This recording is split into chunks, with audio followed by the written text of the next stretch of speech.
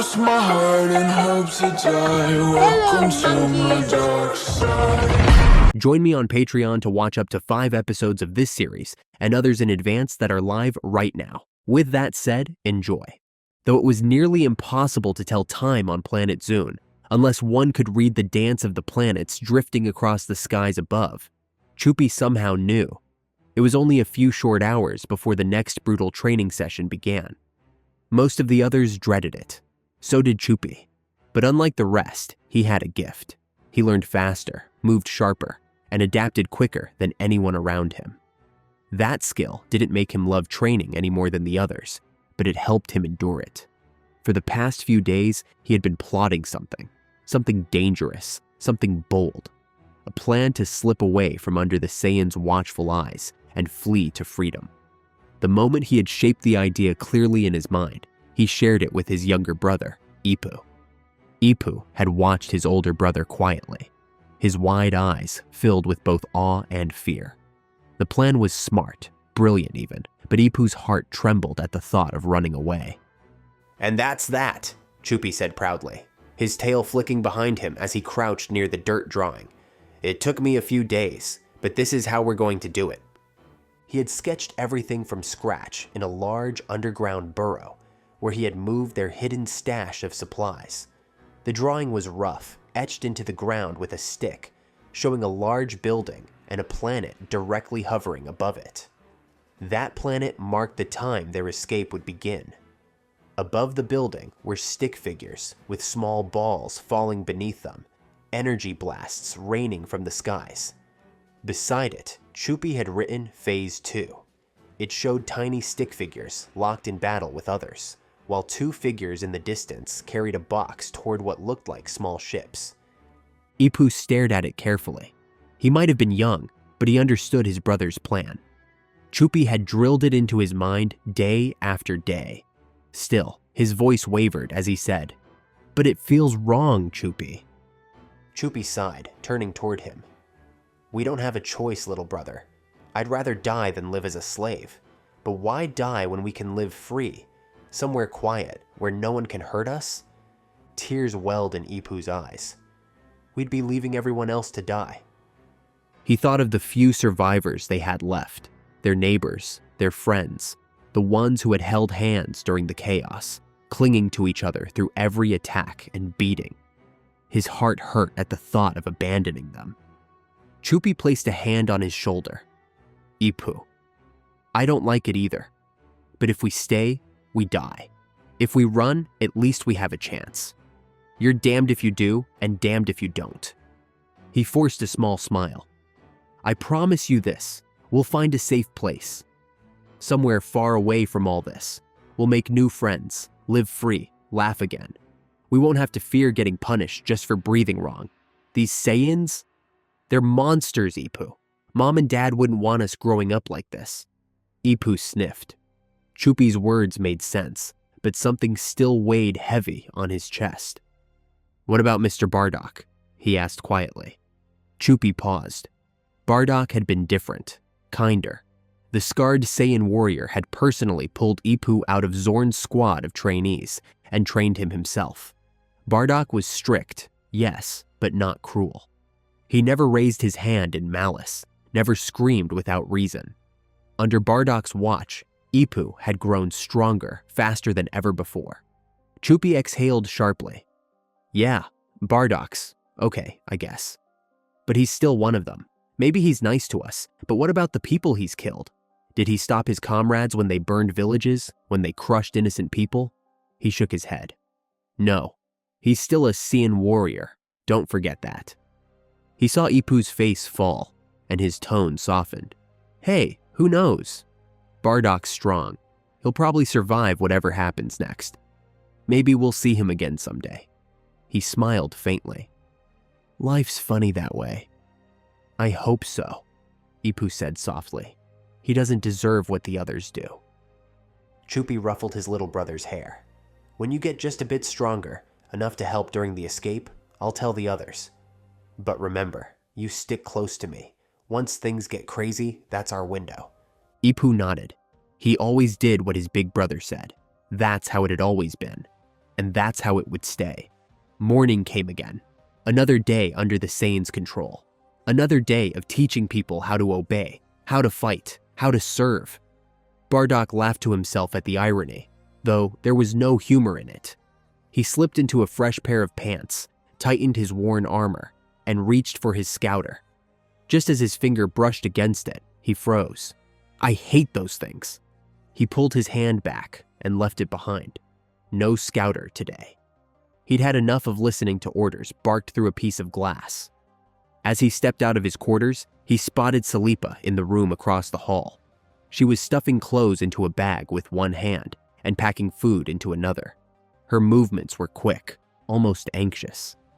Bardock leaned against the doorway, arms crossed, a single question forming in his mind. She's leaving? Bardock leaned against the doorway, watching Salipa rush around her quarters, stuffing clothes into one bag and food into another. He didn't bother knocking. Her door was wide open, and that was invitation enough. What's going on here? He asked, stepping inside. Salipa glanced up, tying the top of one of her bags tightly, before slinging it over her shoulder. I'm headed back home, she said simply. Oh? What's the matter? Toma missing you already? Bardock teased with a smirk. Salipa rolled her eyes and smacked her lips. Shut up, Bardock. And no, I just need to make it back in time to conceive my kid. Bardock blinked, a small chuckle escaping him. You're with child? He asked, though the grin on his face made it clear he already knew. Salipa gave him a glare sharp enough to cut steel. He laughed softly. All right. Guess it's not really a surprise. You've been glowing lately. It was true. Among the Saiyan, pregnancy was rare but noticeable. Female warriors often chose to remove the baby early, allowing the child to grow within an incubation pod filled with enriched nutrients. Bardock hadn't expected Salipa to take that step so soon, but maybe her bond with Toma ran deeper than he thought. Well, I don't need to guess who the father is, he said with a crooked grin. Sure don't, Salipa replied without missing a beat. Your kid's gonna be strong, Bardock said, his tone softening. Tell me something I don't know, she shot back with a confident smirk. My genes and Toma's? That's a recipe for a Super Saiyan. Bardock snorted at her bold joke, shaking his head. Huh? You never change. He stepped aside, letting her pass through the doorway. See you around, Salipa. See you around, Bardock. And that was the last thing they ever said to each other. Bardock wasn't particularly close to Salipa, not like he was with the others. Leek, for example, was like an annoying little brother, loud, naive, and constantly getting into trouble. Taro reminded him of Toma, steady, loyal, always dependable. Gin? Well, that connection didn't need explaining. Totapo and Pumbukin had always had his back, even when he didn't ask for it, which was rare enough. Still, Bardock respected Salipa. She was a fierce warrior, one who never broke under pressure and never lost her cool once the battle ended. Out of all of them, she was the calm in the storm. He hoped for nothing but the best for her now. That was all he could do. You're projected to be noblemen by the time you're of age, so act like it, brats. Toma's voice echoed across the training chamber, his sharp tone bouncing off the metallic walls. Two young boys stood before him, both between the ages of 4 and 6. One was Choi, the son of Nappa, and the other, Zima, the son of Zorn, one of Planet Vegeta's most respected Saiyan elites. Because of their bloodlines, the two boys received special training. They were already learning how to fly, control their energy, and throw basic chi attacks. When it came to sparring, they only fought each other. Toma, now a proud mid-class warrior, had been assigned to shape these young prodigies into future fighters worthy of the Saiyan name. He didn't mind the task. He took it as an honor. Training the next generation meant ensuring their people's strength lived on. Choi, every time you grab Zima's tail, I don't care if he begs you to stop. Keep squeezing, Toma barked. He caught the annoyed scowl on Zima's face, but didn't care. Zorn had personally told Toma to be as harsh as needed. The kid had potential, real potential, and Toma intended to squeeze every drop of strength out of him, Choi, on the other hand, treated training like a playground brawl. The resemblance to his father was uncanny. Stocky build, same rough hairline, same cocky grin. He was loud, irritating, but obedient. Toma could work with that. Zima, though smaller, had fire in his eyes. His long, spiky hair was a mess, and his pride burned just as wildly. "Now get on with it," Toma ordered, crossing his arms. The first and most important lesson: overcome the tail weakness. He remembered the agony of training that reflex out of himself, the pain, the humiliation, but it was necessary. Every Saiyan had to face it. "You heard him," Choi said with a wicked grin, cracking his knuckles. "Get on your knees. Hey, hey, hey." "Screw you," Zima shouted back, baring his teeth. Toma burst out laughing, shaking his head. "Heh, you've got spirit, kid. That's good." He watched as the two boys squared up again, their tails twitching, sparks of energy flaring between them. "Keep it up. At this rate, you'll be ready for the front lines in no time. Sir Zoran's son surely has a pair of potty mouths on him, doesn't he?" The voice came from behind him. Toma turned toward the glass panel separating the training room from the observation deck. There, bent slightly over an intercom, was a woman with sleek blue hair and a knowing smirk. He squinted. "Which one are you?" "Neon," she replied politely. Her tone was light, but there was a glint of amusement in her eyes. "Didn't mean to interrupt, but when you're done here, you might want to come take a look at your son, Taro." Toma blinked. "Son? I have a son?" A grin crept across his face, slowly at first, then stretching ear to ear. The idea had never thrilled him before, but now it felt right. A son of noble blood, his son. Given his status as a Saiyan noble, his child would carry that same pride and that same potential. The name alone sealed it. Taro, named after his own brother. The thought filled him with pride. "Nice one, Selipa," he muttered under his breath, smirking. "Whenever I finish here, I'll come by," Toma said aloud. "Where's the mother?" "Healing," Neon replied. "Don't worry, I'll wait for you." Toma's chest swelled. The great Saiyan warrior, the proud mid-class elite, now had a legacy waiting for him. And he couldn't wait to meet it. As soon as Toma wrapped up the training session with those two wild little brats, he found himself striding through the long metallic corridors of the facility. His scouter flickered faintly as he passed the glowing wall panels, but his mind was elsewhere, on his newborn son. Ahead of him walked Neon, her blue hair swaying lightly with each step. She didn't say a word. She didn't need to. The silence was enough for Toma's excitement to grow. After a few minutes, they turned a corner. Neon stopped by a large door, pressing her palm to the scanner. The metal slid open with a hiss. She stepped aside, motioning for him to go first. "After you, Toma." The moment he stepped inside, his eyes widened slightly. He'd never been in this part of the facility before. The air was cool and heavy with the faint hum of machinery. Dozens, no, hundreds of incubation tanks lined the room in perfect rows. Most were empty, but a few glowed faintly, each cradling the next generation of Saiyan warriors. "Follow me," Neon said softly. "I'll lead you to your child." Toma nodded, his boots echoing across the steel floor. Each step seemed slower, heavier, the anticipation building in his chest. He could already picture it, his son growing strong, rising through the ranks, carrying the family name to glory. After weaving through a few hallways and passing several doctors scribbling on clipboards, Neon slowed. "And here we are." They stopped before a single green-lit pod. Inside floated a small Saiyan infant, peaceful and silent, the soft bubbles of the incubation fluid drifting past him. A nearby doctor glanced up from his notes. "Ah, you must be the father," he said, adjusting his glasses. Toma stepped closer, staring through the glass. The baby's tiny fists were clenched, his tail curled neatly around him. He had Toma's face, but the hair, that was all Salipa. For a long moment, Toma just stared, pride swelling inside him. "Taro," he murmured. "That's his name, huh?" That's right, the doctor, Spench, confirmed. Born just hours ago. His mother was off-world on assignment. She said she was ready to be done carrying him and wanted it over with. Toma nodded approvingly. "Efficient as always," he muttered.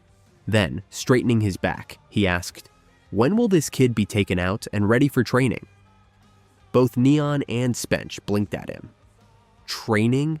they said at the same time, their brows furrowing. "Yes, training," Toma said, matter-of-factly. "Like any other promising young Saiyan warrior, he'll receive special instruction." In his mind, Toma was already painting the picture.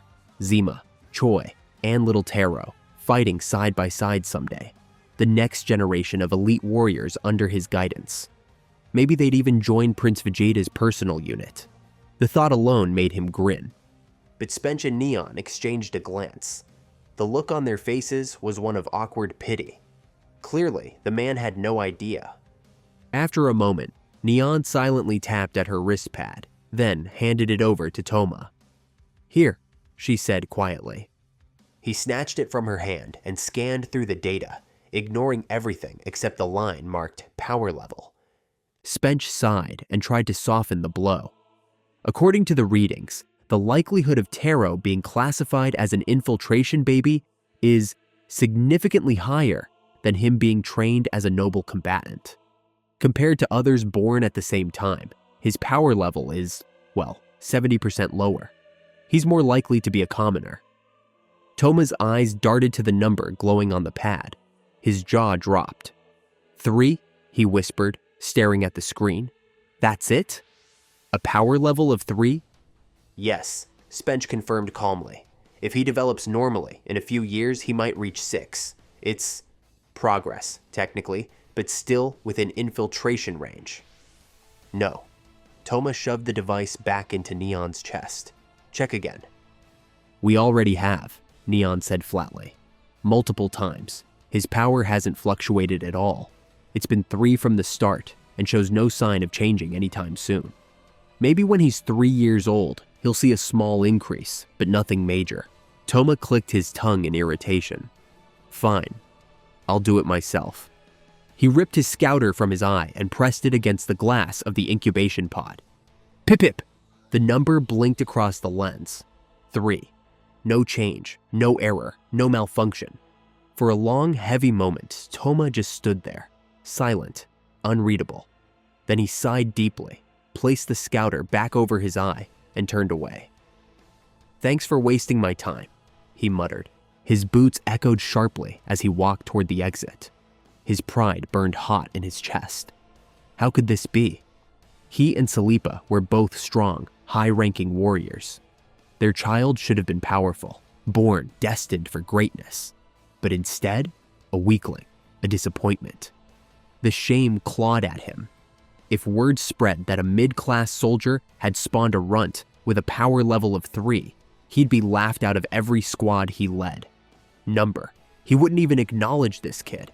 As far as anyone was concerned, he didn't have a son. "I've got real work to do." He stormed down the corridor, heading back toward the training halls. The rhythmic stomp of approaching footsteps caught his attention. Someone heading his way. Judging by the timing and direction, there was only one person it could be. Salipa. Her face appeared down the hallway, her pace quickening when she spotted him. "Well, look who beat me to the punch," she said, jabbing him lightly in the arm.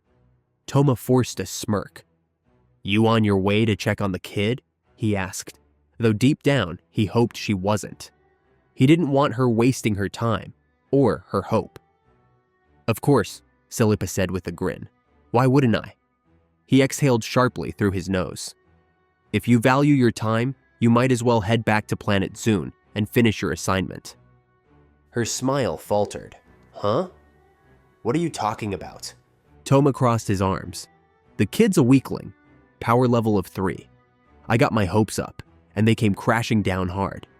He's just another bottom-tier Saiyan, destined to die at the hands of some galactic patrol punk." He tapped a finger against her forehead. "Think about it, Salipa. We're noble soldiers, That's low-level blood. We'd be better off making another kid than wasting time hoping for that one to amount to anything. The words that spilled from Toma's mouth struck Salipa like a blast to the chest. Her blood boiled instantly. After everything, after carrying that child through pain and exhaustion, after training and fighting while nurturing life inside her, he dared to call their baby worthless? Her fists clenched, her aura flaring faintly with anger. "So what?" she snapped, smacking his hand away with a sharp slap that echoed through the corridor. "You, me, Bardock, Totopo, Pambukin, we were all born low levels too, every single one of us." Bardock told us himself. He started as a nobody, said to be unfit for battle. And look at him now, one of the strongest Saiyan warriors in the entire universe. Her voice trembled with fury, her eyes blazing. None of us let our birth titles hold us back. Who's to say Taro can't do the same? Toma froze. Her words hit deep. She was right, every word of it. He knew it. But pride and disappointment twisted inside him like a knife. He had imagined greatness for his child. He had pictured the day his son would stand tall beside him in battle. And now, that dream had shattered before it began. "Shh," he grunted, turning away. "If you want to go see the kid, who's stopping you?" "Nobody!"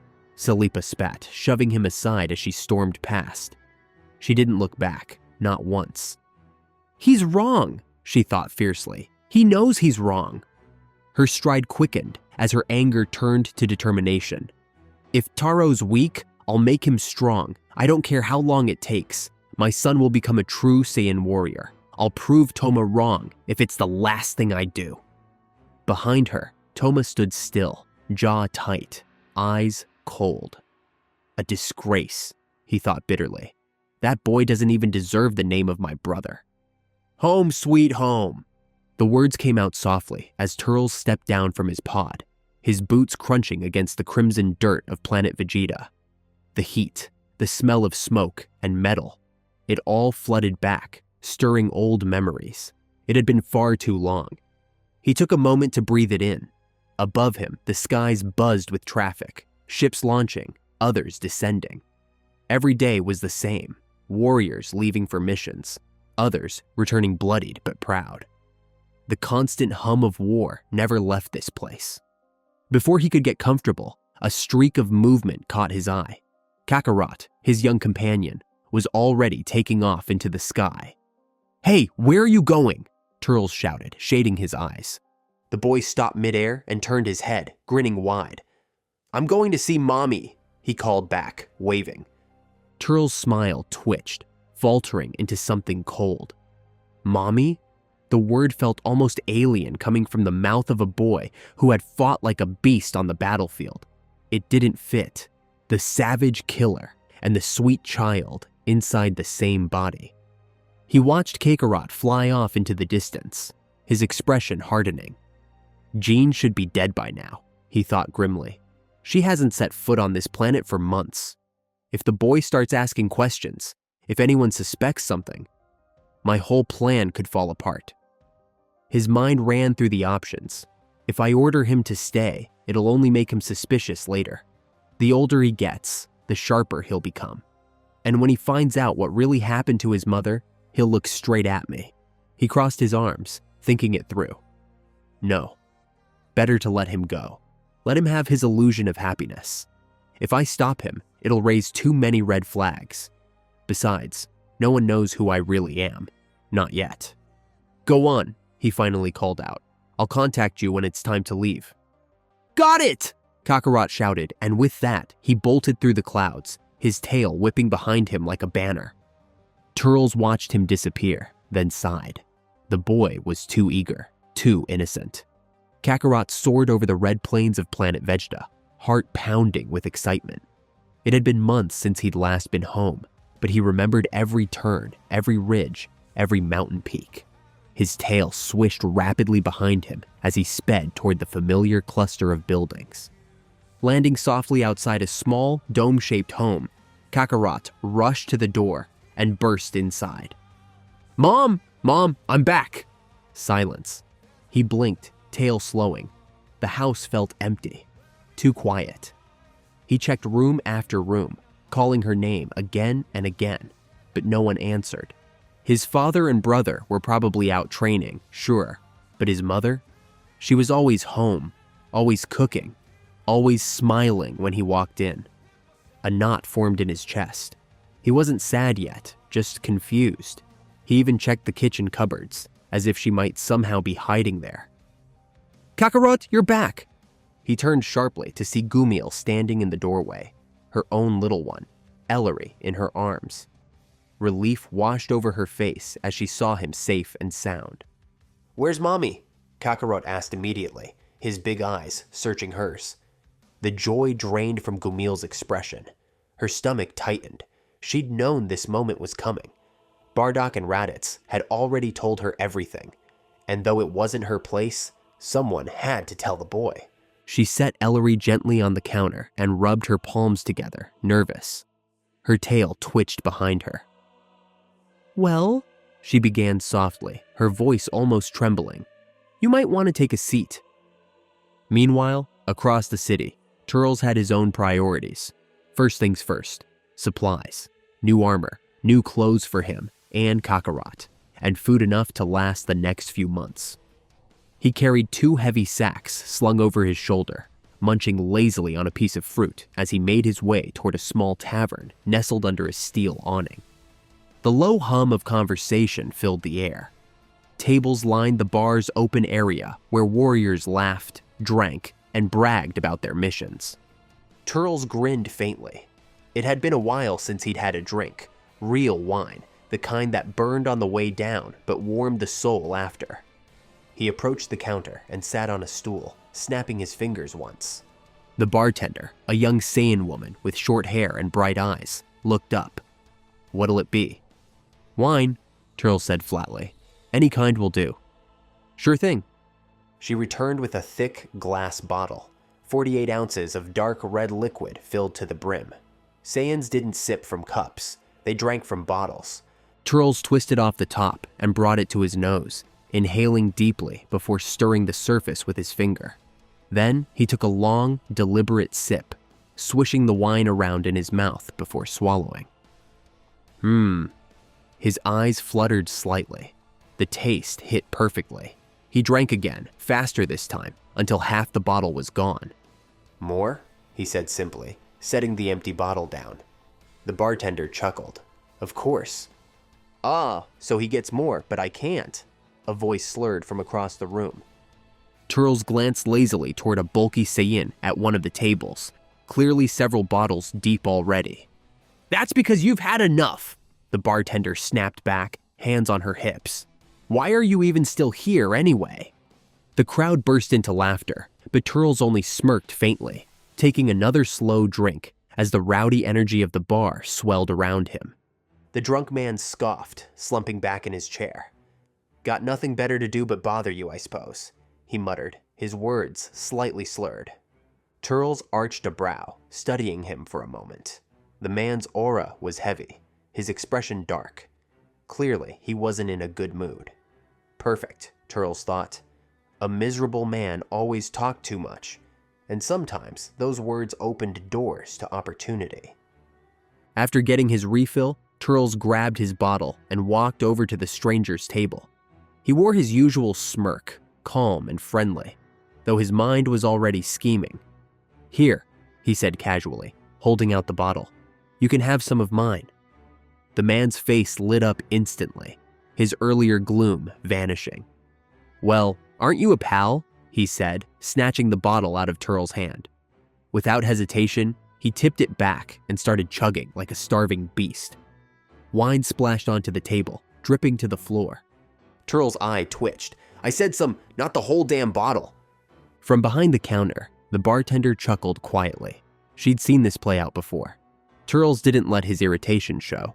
He simply smiled, leaned back in his chair, and folded his arms. "So," he said smoothly, "what's got you so down, friend?" The man slammed the empty bottle down and groaned. "Huh, when your own kid's too weak to conquer a frontier world, that's what's wrong. It's embarrassing," he barked. "They had to search for a planet weak enough for him to take." Pathetic. Turles tilted his head slightly. That depends, he said thoughtfully. Some planets are deceiving. Even the weak ones can hide surprises. And don't forget, the Galactic Patrol tends to meddle. No Saiyan child could stand a chance against a patrol officer. Humph. The man cracked his knuckles angrily. The goddamn planet they sent him to has an average power level of 5. 5. Do you know how weak that is? And to make things worse, they sent him there on the day of a full moon. You'd think he'd have wiped it clean by now, but no, just got word he was taken down. Can you believe that? Turles's eyes narrowed slightly, though his smirk never left. Interesting. I even thought about going there myself, cleaning up the mess, the man continued, shaking his head. But what's the point? That dump of a world has nothing of value. Probably doesn't even have proper tech. Waste of time. That's what you think. Turles mused silently. And what planet is this? He asked aloud, his tone calm, curious, but sharp beneath the surface.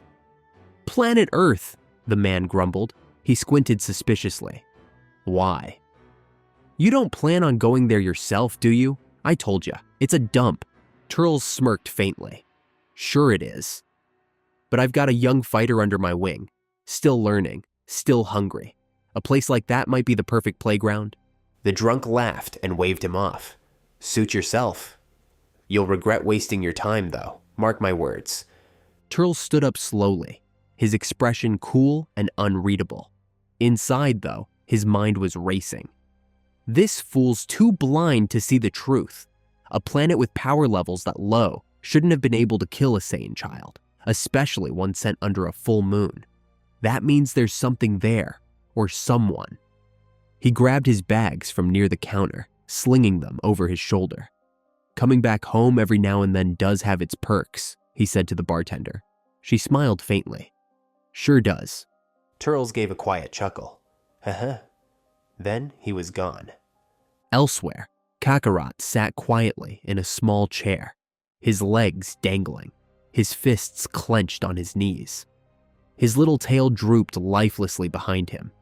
He squinted hard, trying to hold back tears, but the more he tried, the more they came. Gumil watched from across the room, her heart aching.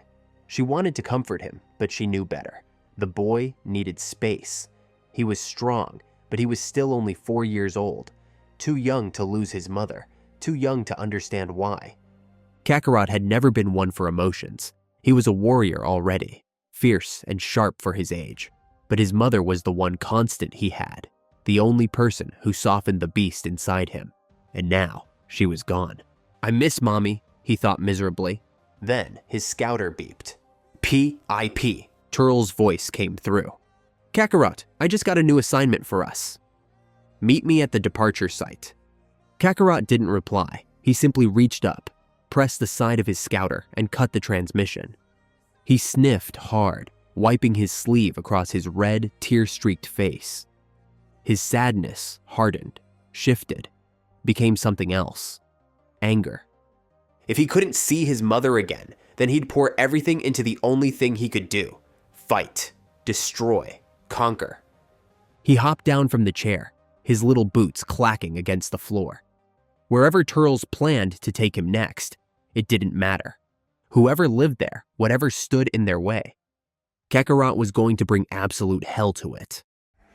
And that's it for today's episode, guys. If you watched to the end, then that could be an indication that you enjoy the series. So please leave a like on the video. Thank you and take care.